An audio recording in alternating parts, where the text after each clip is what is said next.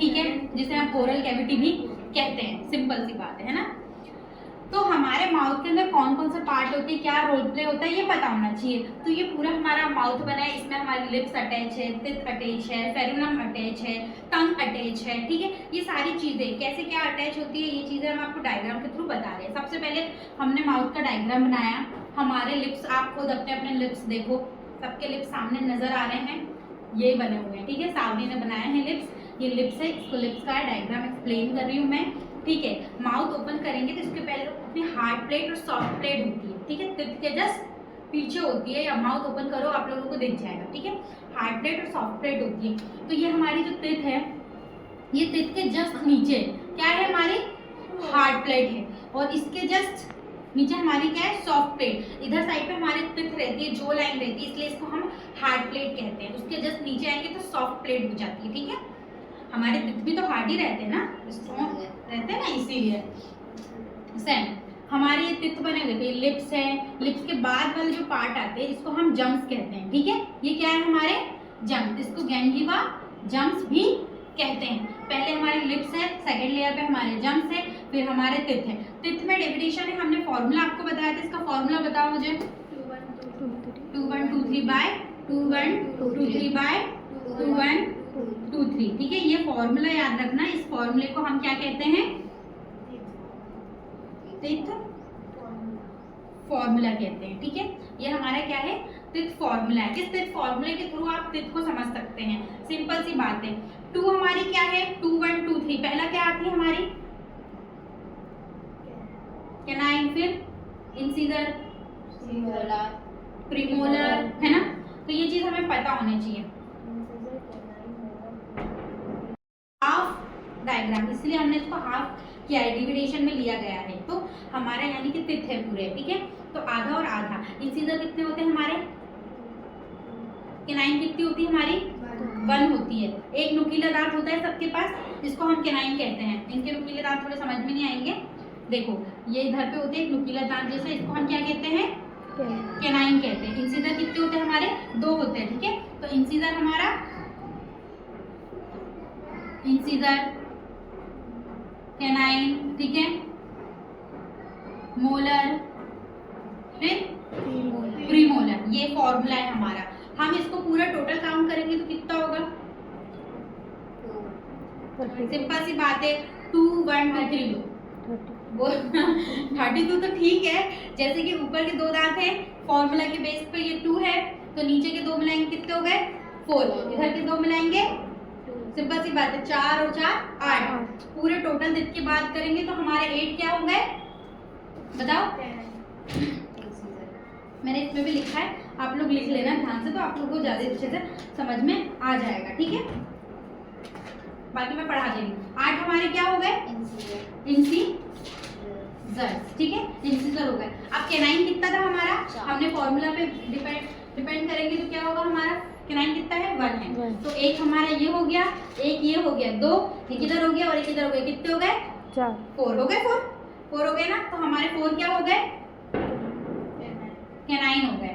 इसके बाद premolar, premolar कितने हैं हमारे,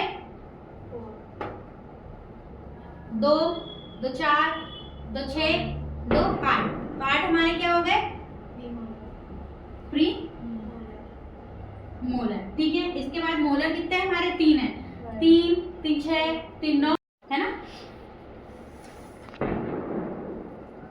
कोई दिक्कत है इसमें फॉर्मूले में, तो इसको समझने में कोई प्रॉब्लम हुई, मैंने आपको हाफ फॉर्मूला बताया, हाफ के साथ मैंने पूरा भी बता दिया कि कितने हमारे टिथ होते हैं, ठीक है। ये चीज होती है, इस चीज को अच्छे से समझ लो। ये तो टिथ की बात हो गई है हमारी कि एक हमारा कैनाइन हो गया, 2 हमारे इंसीजर हो गया, है ना।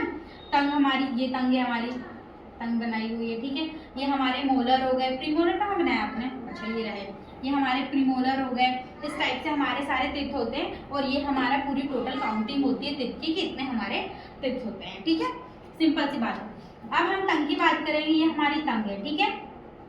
इसको हम क्या कहते हैं, पेपिली ऑफ टंग। ये फ्रीली मूवेबल होती है, ठीक है, फ्रीली मूव करती है। हम बात कर रहे हैं तो वो अपने आप चलती रहती है, उसको जरूरी नहीं है कि वो रुक जाए, तो फ्रीली मूवेबल भी कहते हैं इसको, ठीक है। टंग हमारी फ्रीली मूवेबल भी कहलाती है, एग्जाम में पूछा जा सकता है आपसे, ठीक है, इसलिए याद रखना कि tongue is a freely movable, इसको हम पैपिली ऑफ टंग भी कहते हैं। इसके अलावा टंग के ऊपर जब हमारी हार्ड प्लेट होती है और सॉफ्ट प्लेट होती है, ठीक है, उसके पीछे हमारे क्या होते हैं, ओविला होता है। एक टंग होती है ना कंठ जैसा, ऐसे घंटी जैसा लटकता है जो जाता है हमारे एकदम यहाँ गले पे रहता है, उसको हम क्या कहते हैं, ये रहा वो पार्ट हमारा, इसको हम क्या कहते हैं, ओविला। ठीक है, सिंपल, हमने यहाँ तक पढ़ लिया। ये हार्ड प्लेट है हमारी, जॉ लाइन के जस्ट हाफ पार्टीशन, ऊपर वाला पार्ट करेंगे हम, तो ऊपर हमारी हार्ड प्लेट आती है, उसके जस्ट नीचे पीछे साइड हमारी क्या होती है, सॉफ्ट प्लेट होती है। ठीक है, याद रखना है। और इसके पीछे जस्ट जाएंगे तो ये हमारी ओविली होगी, ये हमारी टंग है। ठीक है, पैपिली ऑफ टंग कहते हैं। फिर याद रखना कि आप अपनी टंग को थोड़ा ऊपर करोगे ऐसे,